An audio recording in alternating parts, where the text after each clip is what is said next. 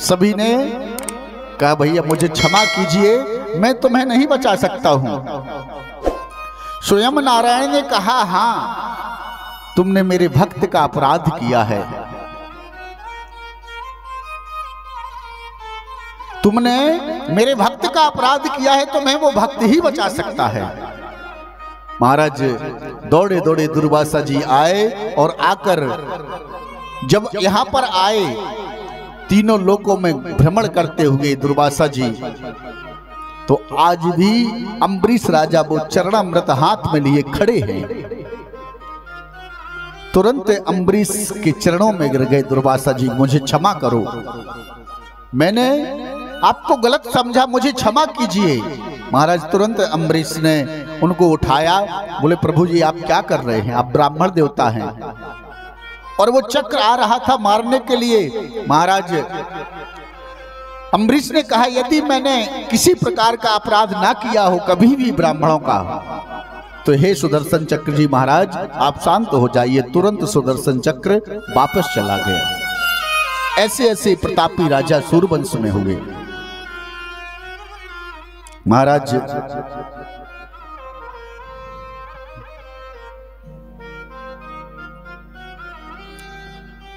सूरवंश के प्रतापी राजाओं में परम यशस्वी एक राजा और हुए जिनका नाम युवनाश है।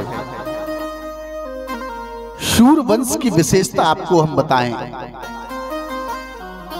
जिस पवित्र वंश में कन्हैया ने जन्म लिया उसको चंद्रवंश कहते हैं, और जिसमें राघवेंद्र सरकार का जन्म हुआ वो सूरवंश है। सूरवंश की विशेषता क्या है और चंद्रवंश की विशेषता क्या है आपको बताएं।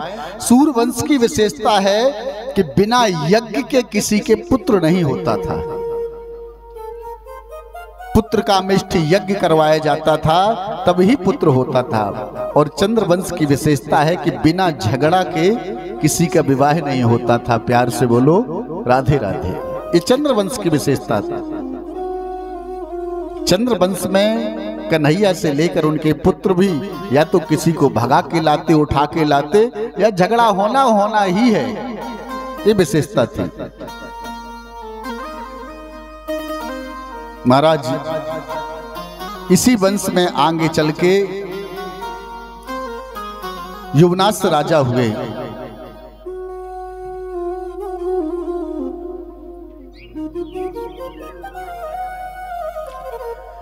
महाराज युवनाश के कोई पुत्र नहीं था। युवनाश राजा ने यज्ञ किया, पुत्र कामेष्ठी, लेकिन यज्ञ का जो अभिमंत्रित जल था, यज्ञ से या तो चरू निकलता था या जल अभिमंत्रित करते थे वशिष्ठ जी महाराज जी। जो जल दिया वशिष्ठ जी ने, उस जल को गलती से राजा ने स्वयं पी लिया। पिलाना था पत्नी को, इससे तुम्हारी संतान होगी, लेकिन रात्रि को क्या हुआ कि वो जल रखा था और राजा युवनाश को स्वयं प्यास लगी, तो वो गलती से वही अभिमंत्रित जल स्वयं पी गई। महाराज पत्नी उस जल को पीती तो उसे पुत्र होता। रात्रि में प्यास लगने से वो जल कलश में रखा था, स्वयं युवनाश राजा पी गए। युवनाश राजा वशिष्ठ जी के पास पहुंचे। वशिष्ठ जी ने ध्यान लगाकर देखा और कहा राजन सब कुछ गड़बड़ हो गया, अब तो तुम्हारे ही पुत्र होगा, क्योंकि जल तो अभिमंत्रित है वो। राजा ने क्या कहा महाराज अब कैसे करें? बोले अब कुछ नहीं हो सकता है, अब तो पुत्र तुम्हारे ही होगा। महाराज बड़ी चिंता राजा को। राजा के पेट को चीरा गया, चीर कर बालक को बाहर निकाला, लेकिन अब उसको चिंता हुई, बाहर तो निकल आया साबित बाहर, ये दूध किसका पान करेगा? महाराज तब स्वर्ग से स्वयं इंद्र आए और उन्होंने अपनी तर्जनी उंगली बच्चे के मुख में दे दी। महाराज कहा ये मेरा दुग्ध पान करेगा। इंद्र ने कहा। उस बालक का नाम मानधाता पड़ा। मानधाता के पुत्र मुचुकुंद हुए, बहुत तपस्वी हुए, जिनको भगवान श्री कृष्ण ने मुक्ति दिलाई। इन्हीं मानधाता महाराज के वंश में आगे जाकर त्रिवंदन हुए, त्रिशंकु हुए। और महाराज इन्हीं के वंश में आगे जाके हरिश्चंद्र महाराज हुए, जिन्होंने सत्य पालन के लिए अपने सर्वस्व का बलिदान कर दिया। राजा हरिश्चंद्र ने लेकिन सत्य को नहीं छोड़ा। इस वंश में आगे चलकर एक परम विचित्र राजा हुए बाहुक। बड़ी बाहुक की 2 रानियां थी।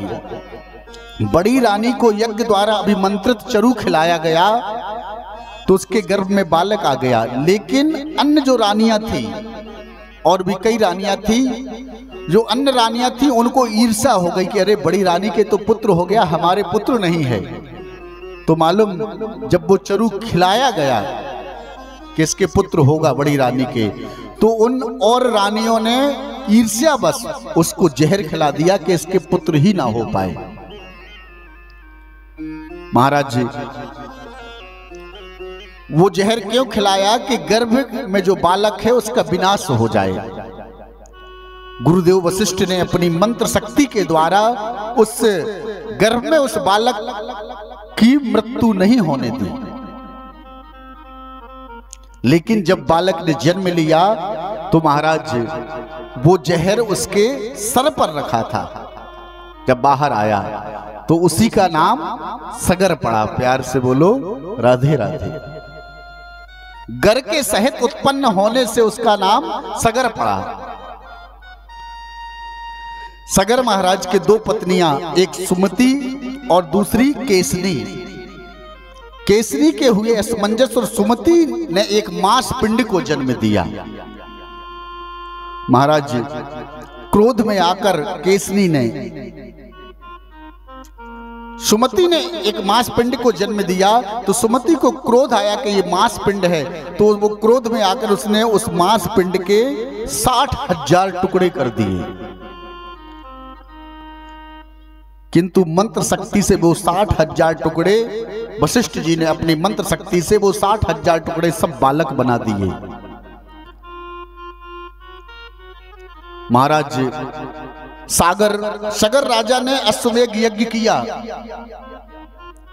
यज्ञ का घोड़ा इंद्र चुरा कर ले गया। इंद्र ने वो घोड़ा जाकर, इंद्र का वो घोड़ा सगर के पुत्रों ने जो चुराया, 60,000 पुत्रों ने वो चुराकर महाराज कपिल देव के आश्रम में बांध दिया और वहां से वो अंतर ध्यान हो गए। इंद्र ने वो घोड़ा चुराया और जाकर कपिल जी के आश्रम में बांध दिया और इंद्र वहां से गायब हो गए। सगर के पुत्रों को मालूम चला कि हमारे पिता यज्ञ कर रहे थे, उन्होंने घोड़ा छोड़ा और कोई चुरा कर ले गया। तो महाराज सगर के वो 60,000 पुत्र घोड़े को ढूंढने के लिए निकले और उन्होंने जमीन खोदना प्रारंभ कर दी। घोड़े को ढूंढने में जमीन खोदते खोदते उनने इतना बड़ा खोद डाला कि सागर बना दिया। महाराज इसलिए उसी का नाम सागर पड़ा, जो सगर के पुत्रों ने जमीन खोद के घोड़े को ढूंढा था। महाराज कपिल मुनि के आश्रम पहुंच गए वो सगर के 60,000 पुत्र, और कपिल जी के यहां जब उस घोड़े को बंधा देखा तो महाराज कपिल जी को ही चोर समझने लगे वो, और उनको मारने के लिए दौड़े। कपिल जी को जब मारने के लिए दौड़े तो उस समय कपिल जी नेत्र बंद किए हुए भगवान का भजन कर रहे थे। जैसे ही मारने के लिए दौड़े तुरंत कपिल जी की आंखें खुली, तुरंत वो 60,000 पुत्र वहीं जलकर भस्म हो गए, राख हो गए। आंखें खुलते ही जलकर वो भस्म हो गए। अब महाराज असमंजस के पुत्र जो अंशुमान हैं, उन्होंने तपस्या की, कपिल देव जी को प्रसन्न किया तपस्या से। तब कपिल जी ने कहा, भगवान वामन के चरणों से प्रकट जो गंगा है, यदि उस गंगा का जल इन तुम्हारे 60,000 पुत्रों को स्पर्श हो जाएगा तो इनकी मुक्ति हो जाएगी। अंशुमान ने ब्रह्मलोक से गंगा जी को उतारने के लिए बहुत दिन तक तपस्या की, परंतु गंगा जी का उन्हें दर्शन तक नहीं हुआ। बाद में अंशुमान के पुत्र हुए दिलीप। दिलीप ने भी बहुत तपस्या की, लेकिन गंगा को नहीं ला पाए। इसके पश्चात दिलीप के पुत्र हुए भगीरथ।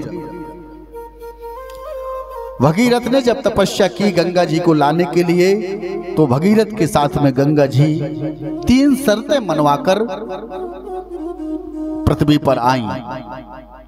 गंगा जी ब्रह्मा जी के कमंडल से निकलकर पहले ध्रुवलोक में गई, फिर सप्तऋषि मंडल में आई, वहां से शिव जी की जटा में आई पधारी, फिर सुमेरु पर आई, फिर हिमालय पर आई, फिर हिमालय से निकलना आरंभ हुआ गंगोत्री से। हिमालय पर्वत पर है गंगोत्री, वहीं से गंगा जी का निकलना प्रारंभ हुआ। और जब वहां से आई हिमालय से, तो धीरे धीरे भागीरथ के साथ गंगा पधारी। सागर के पुत्रों की भस्म का जैसे स्पर्श हुआ गंगा का, तुरंत उन्हें सदगति प्रदान हुई। बोलो गंगा मैया की जय हो। 60,000 पुत्रों को सदगति मिल गई सागर की। इन्हीं के वंश में महाराज महापराक्रमी भगीरथ के वंश में आगे राजा हुए खटवांग। फिर खटवांग के पुत्र हुए दीर्घबाहु, और दीर्घबाहु के पुत्र हुए राजा रघु। रघु की कीर्ति बहुत फैली थी।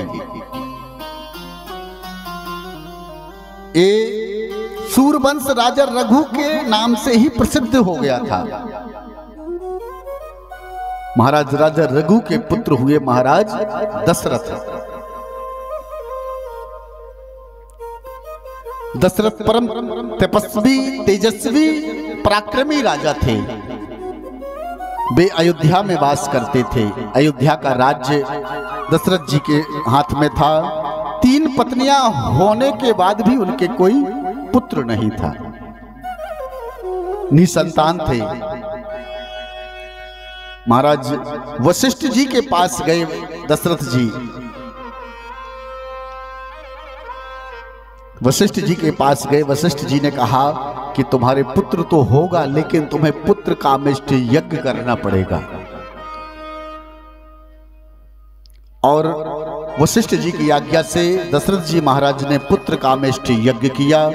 उस पुत्र कामेष्टि यज्ञ से महाराज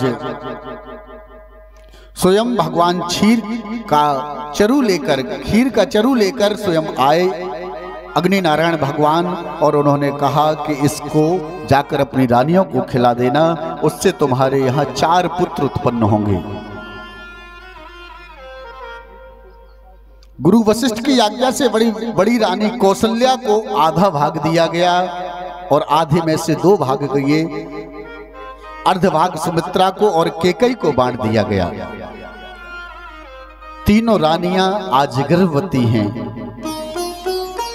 पूरी अयोध्या आज दुल्हन की तरह सजी हुई है। महाराज मन में बड़ा आनंद है दशरथ जी के, बड़ा उल्लास है। नवमी तिथि मधुमास पुनीता, शुक्ल पक्ष अभिजित हरिप्रीता। महाराज चैत्र मास के शुक्ल पक्ष की नवमी तिथि को अभिजित मुहूर्त में दिन के ठीक 12 बजे श्री राघवेंद्र सरकार का जन्म हुआ। बोलो राघवेंद्र सरकार की जय हो। ऐसी सुंदर झांकी आप दर्शन करें राघवेंद्र सरकार की। महाराज मंद मंद स्मंत हास्य कर रहे हैं। महाराज मुस्कुरा रहे हैं भगवान। हाथ में शंख चक्र गदा पद्म धारण किए हैं। माता कौशल्या देखकर गदगद हो गई। लेकिन एक बात किसी को भी पता नहीं है कि महाराज दशरथ जी के को भी पता नहीं है कि हमारे घर में श्री राम का प्राकट्य हुआ है। केवल कौशल्या जी को मालूम है। इसलिए जब हम स्तुति गाते हैं तब क्या कहते हैं, भय प्रगट कृपाला दीन दयाला कौशल्या हितकारी। केवल कौशल्या जी को मालूम था। महाराज माता ने दर्शन किया। भगवान ने कहा आपको याद है पूर्व जन्म की आपने कहा, आपने तपस्या की थी और कहा था कि चाहूं तुम्हें समान सुत तुम सन कवन दुराओ। आपने कहा था कि तुम्हारे जैसा पुत्र चाहिए तो मैं आ गया। आप सरिस खोजो कहां जाई, नृप तब तनव हो में आई। आप कहां खोजने जाती, मैं आ गया। महाराज जी कौशल्या मैया बोली बेटे मैंने आपसे पुत्र बनकर आने के लिए कहा था।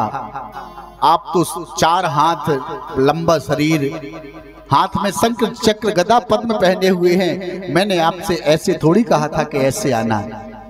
महाराज मैया दरवाजा खोलिए, मुझे दुनिया देखने के लिए खड़ी है। राम जी ने कहा। कौशल्या बोली मैंने आपसे पुत्र बनकर आने के लिए कहा था, आप तो यहां महाराज पिताजी बनकर आ गए हैं। लोग क्या कहेंगे, कहीं ऐसा पुत्र होता है क्या? राम जी बोले माता हम तो जहां कहीं भी जाते हैं ऐसे ही जाते हैं।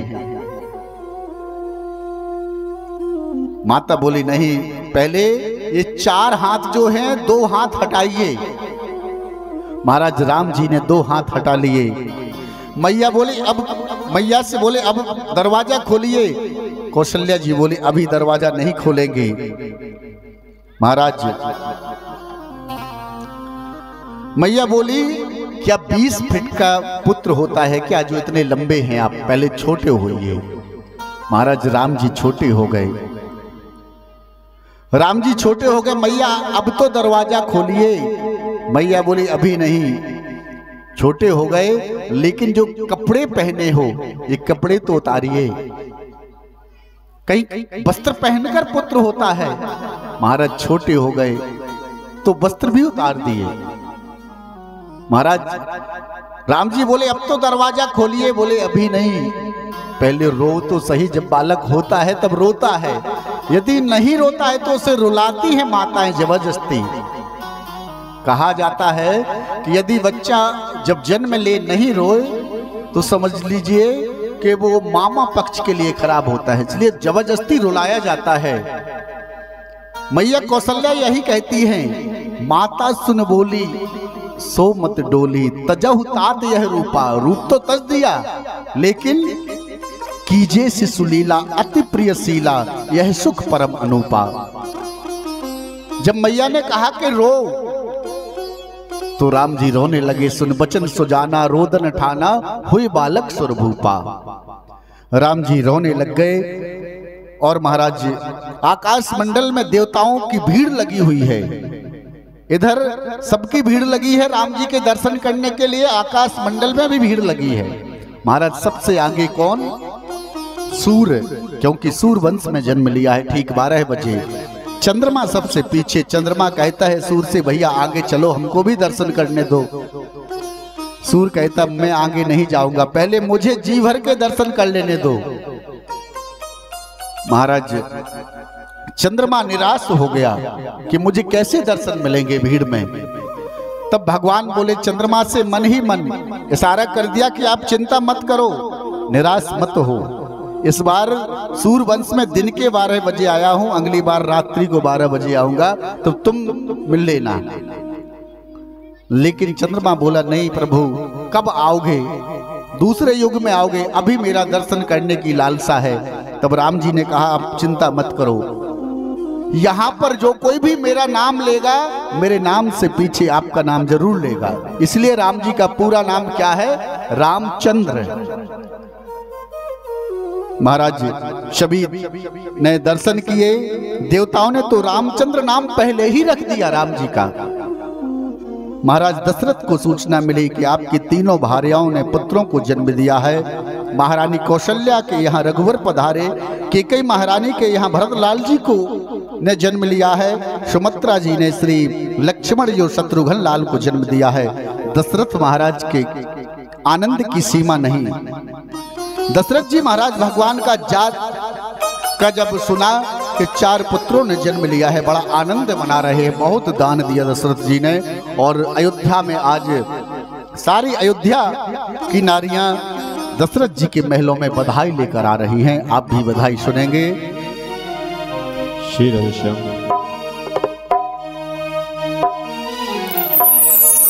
कौशल्या के जन्म में ललनवा अवध में बाजे बजनवा हो।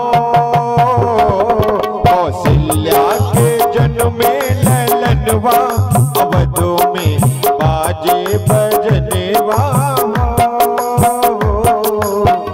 बाजे बजनवा बाजे बजनवा बाजे बजनवा बाजे बजनवा।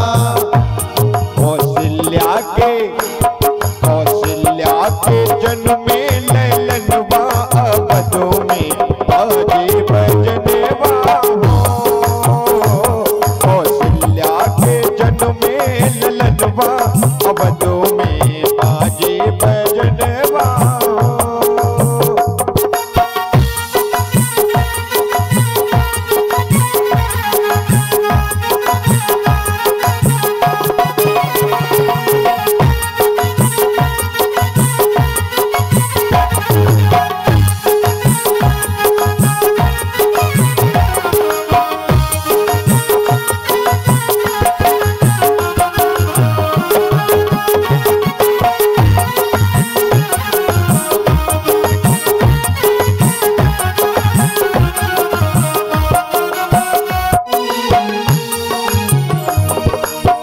नौमी तिथि मधुमास पुनीता।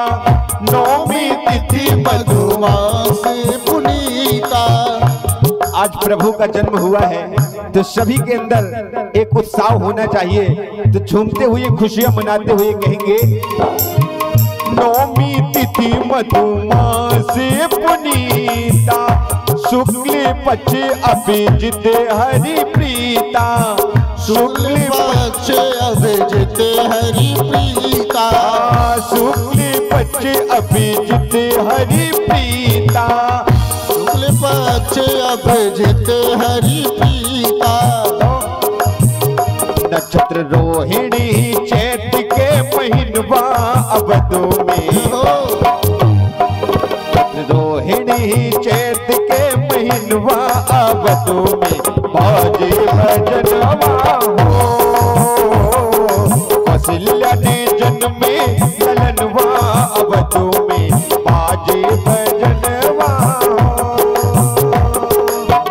बाजे बजनवा बाजे बजनवा बाजे बजनवा बाजे बजनवा बाजे बजनवा बाजे बजनवा बाजे बजनवा बाजे बजनवा। दशरथ जी के अगनवा अवधों में बाजे बजनवा हो। कौशल्या के जन्म में ललनवा अवध में बाजे बजनवा।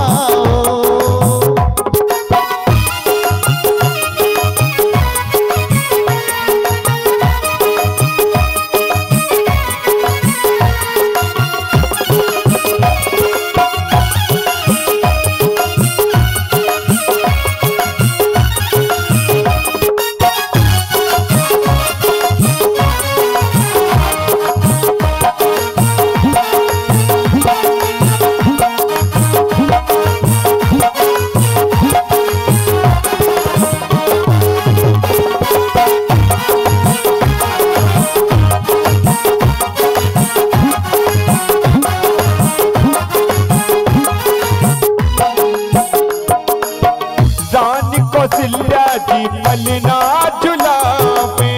रानी कौशल्या जी पलना झुलावे। रानी कौशल्या जी पलना झुलावे। रानी कौशल्या जी पलना झुलावे। राजा दशरथ जी मोहरे लुटावे। राजा दशरथ जी मोहरे लुटावे। राजा दशरथ जी मोहरे लुटावे। राजा दशरथ जी मोहरे लुटावे। छठा देख देख, छठा देख देख हर्ष परनवा अवधों में बाजे भजनवा हो। छठा देख देख हर्ष परनवा अवधों में बाजे भजनवा हो। बाजे भजनवा, बाजे भजनवा, बाजे भजनवा, बाजे भजनवा। दशरथ जी के अगनवा अवधों में बाजे भजनवा हो। दशरथ जी के अगनवा में बाजे भजनवा हो। कौशल्या के जन्मे ललनवा अवधों में बाजे भजनवा हो। कौशल्या के जन्मे ललनवा अवधों में बाजे भजनवा हो। बाजे भजनवा हो। बाजे भजनवा हो। महाराज दशरथ जी के घर में आज आनंद की सीमा नहीं। भगवान श्री राम के जन्मोत्सव पर देवताओं ने स्तुति की। महाराज राजा परीक्षित को जो राम कथा सुनाई, श्री सुखदेव जी महाराज ने बड़े संक्षिप्त में सुनाई, क्योंकि राम कथा से ही कृष्ण कथा का प्राकट्य होना है।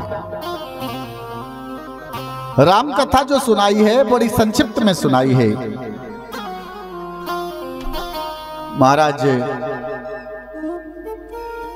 मास दिवस भा दिवस पुण्य मरम न जाने कोई। एक महीना बीत गया, लेकिन भगवान श्री राम के जन्मोत्सव का किसी को पता ही नहीं चला कि कैसे एक महीना हो गया। महाराज आनंद स्वयं श्री कृष्ण है, आनंद स्वयं श्री राम है, और जब राम और कृष्ण का जन्म होता है तो कैसे पता चलेगा। महाराज दशरथ जी महाराज ने वशिष्ठ जी महाराज को बुलाया नामकरण संस्कार करवाने के लिए।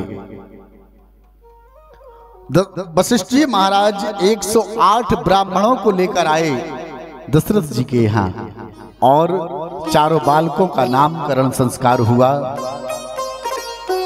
तुलसीदास जी के शब्दों में आपको नामकरण संस्कार बताते हैं। जो आनंद सिंधु सुख राशि, सी करते त्रिलोक सुपासी। शो सुख धाम राम यस नामा, अखिल लोक दायक विश्रामा। विश्व भरण पोषण कर जोई, ताकर नाम भरते अस होई। जाके सुमरन तेरी पुनासा, नाम शत्रुघ्न वेद प्रकाशा। लक्षण धाम सुराम प्रिय, सकल जगत आधार। गुरु वशिष्ठ तहि राखियो, लक्ष्मण नाम उधार। इस प्रकार वशिष्ठ जी ने 108 ब्राह्मणों के द्वारा चारों भाइयों का नामकरण संस्कार किया। और महाराज चारों भाइयों का नामकरण हो गया। हम चारों भाइयों को प्रणाम करते हैं। महाराज चारों भाई धीरे धीरे दशरथ जी के यहाँ अयोध्या में बड़े हो रहे हैं। आज आनंद की सीमा नहीं है। देखिए, जो भी अवतार भगवान लेते हैं और जो भी लीला करते हैं, वहां पर भोले बाबा जरूर आते हैं दर्शन करने के लिए। आज भोले बाबा को मालूम चला कि आज अयोध्या में स्वयं नारायण श्री राम का अवतार लेकर आए हैं, तो भोले बाबा तुरंत कैलाश पर्वत से आए अयोध्या में श्री राम जी के दर्शन करने के लिए,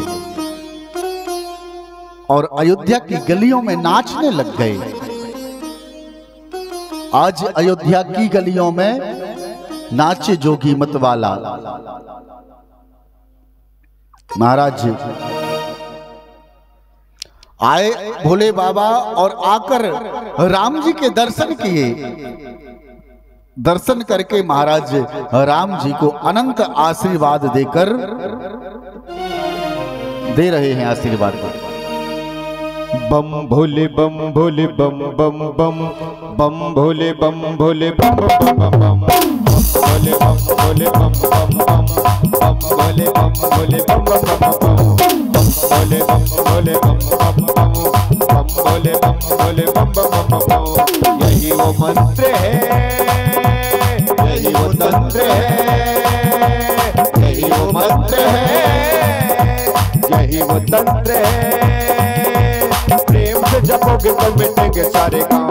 बम भोले बम भोले बम बम बम बम भोले बम भोले बम बम बम भोले बम भोले बम बम बम बम भोले बम भोले बम बम बम।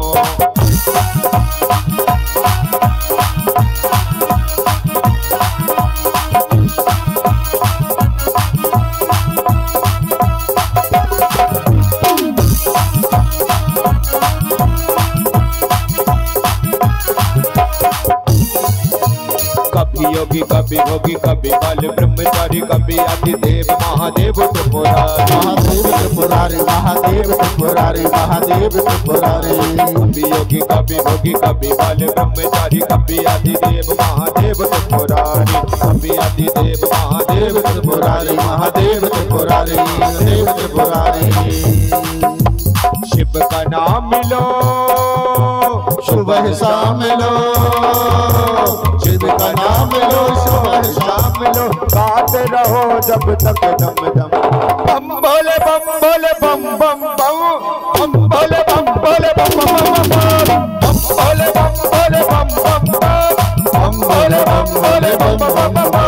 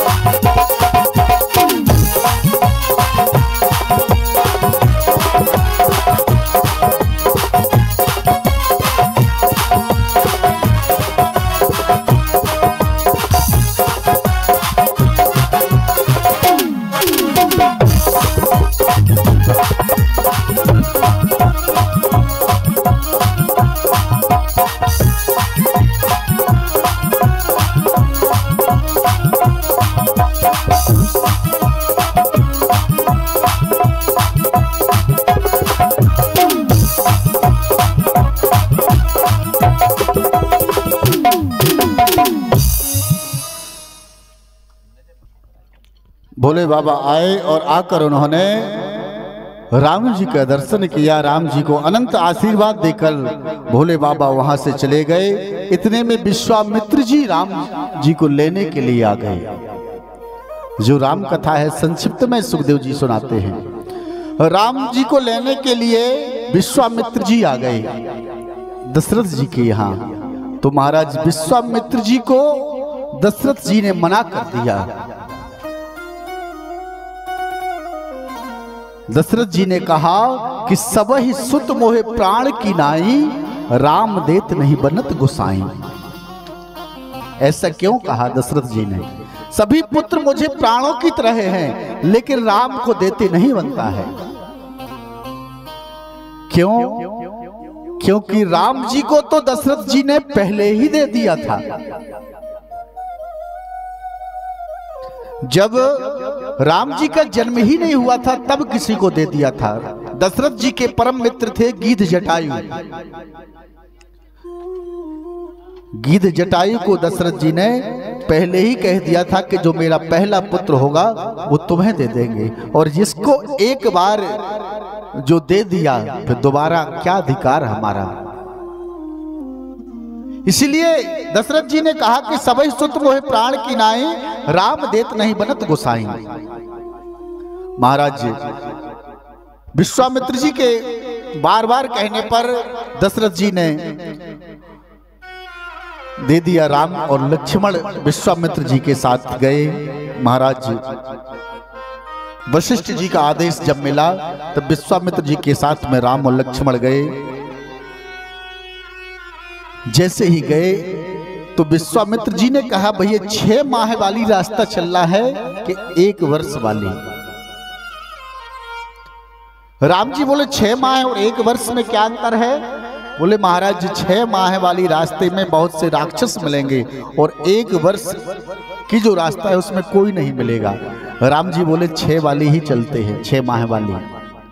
आगे चले विश्वामित्र जी के साथ में राम जी, तो सर्वप्रथम उनको ताड़का मिले। मार्ग में ताड़का का उद्धार किया मेरे राघवेंद्र सरकार ने। आचार्य सुखदेव जी कहते हैं, राजन विश्वामित्र जी के साथ में राम जी पधारे। महाराज मारीच और सुबाहु नाम के जो निशाचर थे उनका उद्धार किया। एक बाण तो ऐसा चलाया मेरे प्रभु श्री राम ने कि सुबाहु का उद्धार हो गया, और दूसरे बाण के लगते ही मारीच तो 7 योजन का सागर पारा।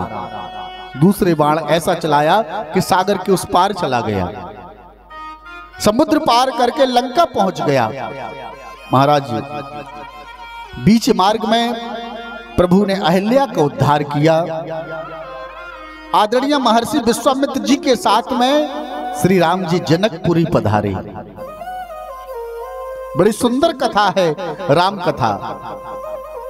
जनकपुरी में पधारे राम और लक्ष्मण, बड़ा सुंदर दृश्य। सुखदेव जी कहते हैं परीक्षित से, जनकपुरी में जनक जी के यहां शिव जी का धनुष रखा था जो दधीच मुनि की हड्डियों से बना हुआ था। महाराज एक बार जनक जी ने क्या हुआ, दीपावली की सफाई में वो धनुष रखा था, उस धनुष को कोई उठा नहीं पाता था। लेकिन एक बार दीपावली की सफाई में जानकी जी ने एक हाथ से उस धनुष को उठाया और दूसरे हाथ से उसके नीचे गाय के गोबर से लीपने लगी, और जनक जी ने देख लिया। तो महाराज उसी समय जनक जी ने प्रण कर लिया कि मैं अपनी पुत्री का विवाह उसी के साथ करूंगा जो इस धनुष को तोड़ेगा। महाराज यहां पर आज दशरथ जनक जी ने महाराज वो शिव जी का धनुष दधीच ऋषि की हड्डियों से जो बना था वो रखा, और जगह जगह के राजा महाराजाओं को खबर भिजवाई कि जो कोई इस धनुष को तोड़ेगा उसी के साथ में मैं अपनी पुत्री सीता का स्वयंवर करूंगा। महाराज जगह जगह के राजा महाराज वहां पधारे। मेरे रघुवर भी राम गुरु के आदेश का पालन करके बड़ी विनम्रता के साथ प्रणाम करके उनके साथ वो भी पधारे, राम और लक्ष्मण। जब यहां धनुष यज्ञ होना था उसके पहले देखिए, पहले समय ऐसा था, आज भी है, कि जब विवाह होता है और विवाह में चढ़ाया वगैरह हो जाता है, उसके बाद जैसे लड़की भावर में बैठती है तो पहले गिरजा पूजन करना चाहिए। लड़कियां पहले जाती थी गिरजा पूजन के लिए। अब कुछ ऐसा समय आता जा रहा है कि पंडित जी लोग वहीं मंडप के पास ही एक नारियल और बतासा रखवा देते हैं, बोले गिरजा पूजन हो गया। नहीं तो पहले अलग से गिरजा पूजन के लिए भेजा जाता था। तो जानकी जी भी इधर गिरजा पूजन करने के लिए आई थी बगीचे में, और राम लक्ष्मण गुरु जी के लिए पुष्प तोड़ने आए थे बगीचे में। वहीं पर राम जी की और जानकी जी की आंखें मिल गई थी। इधर महाराज जानकी जी पुष्प लेकर पहुंची और बहुत से राजा महाराजा धनुष के पास गए, लेकिन कोई भी धनुष को हिला तक नहीं पाया। विश्वामित्र जी के साथ राम और लक्ष्मण विराजमान हैं, बैठे हुए हैं। महाराज जब कोई भी हिला नहीं पाया, तब जनक जी विलाप करने लगे कि आज मुझे मालूम चला कि ये पृथ्वी वीरों से खाली है। यदि जब मुझे पहले मालूम चल जाता तो मैं ये धनुष यज्ञ क्यों रचता धनुष यज्ञ। महाराज जब ऐसा कहा जनक जी ने कि आज मुझे मालूम हुआ है कि ये पृथ्वी वीरों से खाली है, राम और लक्ष्मण अगल बगल में विश्वामित्र जी के बैठे थे। विश्वामित्र जी के महाराज लक्ष्मण जी को नहीं सुना गया। क्यों? क्योंकि सच्चे योद्धा, सच्चे क्षत्रिय अपमान नहीं सह सकते हैं, और जिनको लड़ने का ताव है वो चुप कैसे रह सकते हैं। महाराज तुरंत लक्ष्मण जी कूद पड़े नीचे। रघुवंश वीर के होते हुए लक्ष्मण जी ने कहा, रघुवंश वीर के होते हुए पृथ्वी वीरों से खाली है। आप क्या कह रहे हो जनक महाराज कि ये पृथ्वी वीरों से खाली है?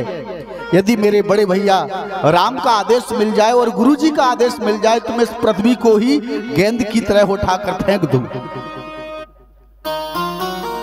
महाराज लक्ष्मण जी ने तो कहा, बहुत धनुही तोड़ी लड़काई, बचपन में मैंने ऐसी धनुही बहुत तोड़ दी।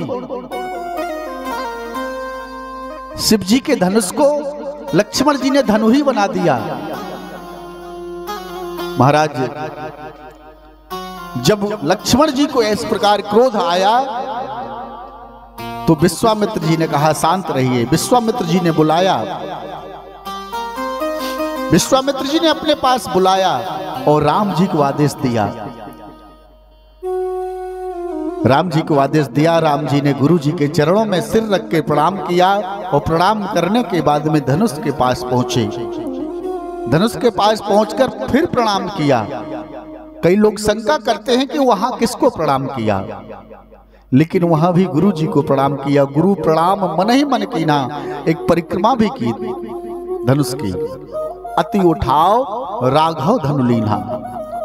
विश्वामित्र गुरु जी हैं शिक्षा गुरु, और वशिष्ठ जी उनके कुल गुरु हैं। वशिष्ठ जी को प्रणाम किया। महाराज तुरंत श्री राघवेंद्र सरकार ने धनुष को उठाया, तो उठाते तो सबने देखा है, लेकिन महाराज जब तक पलक हमारी गिरती है, इतने में महाराज खेचत चाप उठावत गाड़े, काहू न लखा देख सब ठाणे। सब लोग देखते रह गए कब उन्होंने धनुष को तोड़ दिया। किसी को भी पता नहीं चला। बोलो राघवेंद्र सरकार की जय। किसी को भी पता नहीं चला, और राघवेंद्र सरकार ने धनुष को तोड़ दिया। महाराज अब जैसे ही धनुष टूट गया तो महाराज जानकी जी माला लेकर आ गई तुरंत। महाराज माला लेकर तो आई, लेकिन विवाह में थोड़ा सा विनोद होना चाहिए, मजाक। महाराज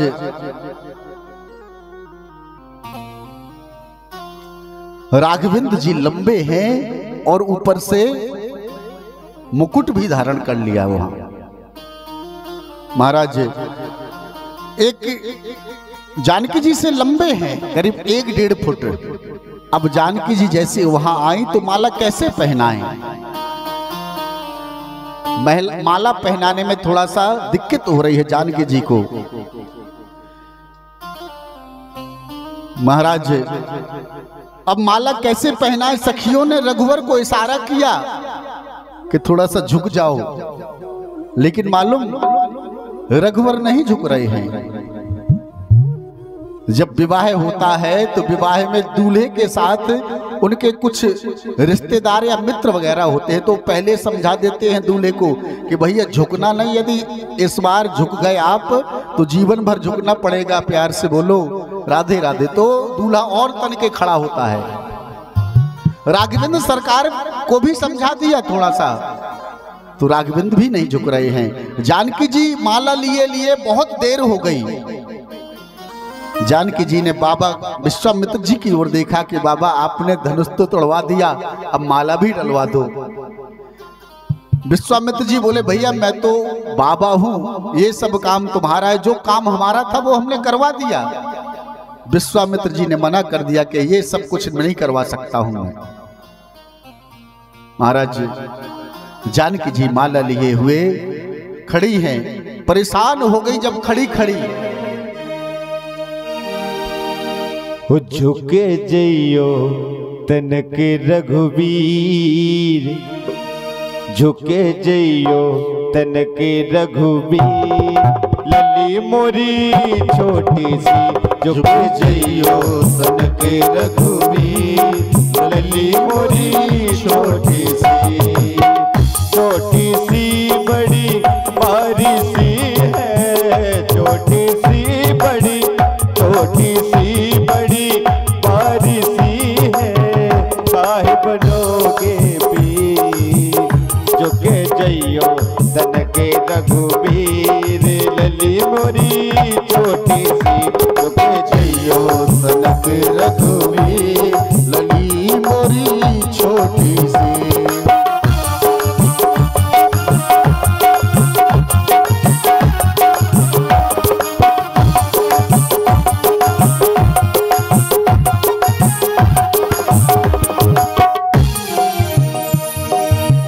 छोटी छोटी बहिया लरम कलैया, छोटी छोटी बहिया लरम कलैया, छोटी छोटी बहिया लरम कलैया, छोटी छोटी बहिया लरम कलैया, काहे बनो मन पीर, काहे बनो मन पीर, लली मोरी छोटी सी झुके जइयो तनक रघुवीर, लली मोरी छोटी सी।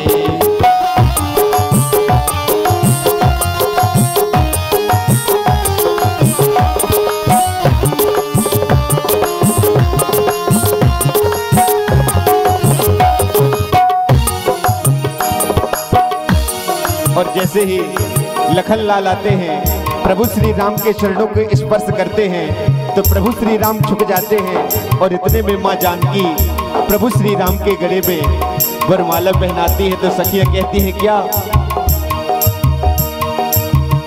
सिया डार दई माला रघुनाथ गले में, सिया डार दई, सिया डार दई माला रघुनाथ गले में, सिया डार दई, ओ सिया डार दई, हसिया डार दई, सिया डार दई, सिया डार दई माला रघुनाथ गले में, सिया डार दई, सिया डार दई माला रघुनाथ गले में, सिया डार दई, सिया डार दई माला रघुनाथ गले में, सिया डार दई, सिया डार दई माला रघुनाथ गले में, सिया डार दई।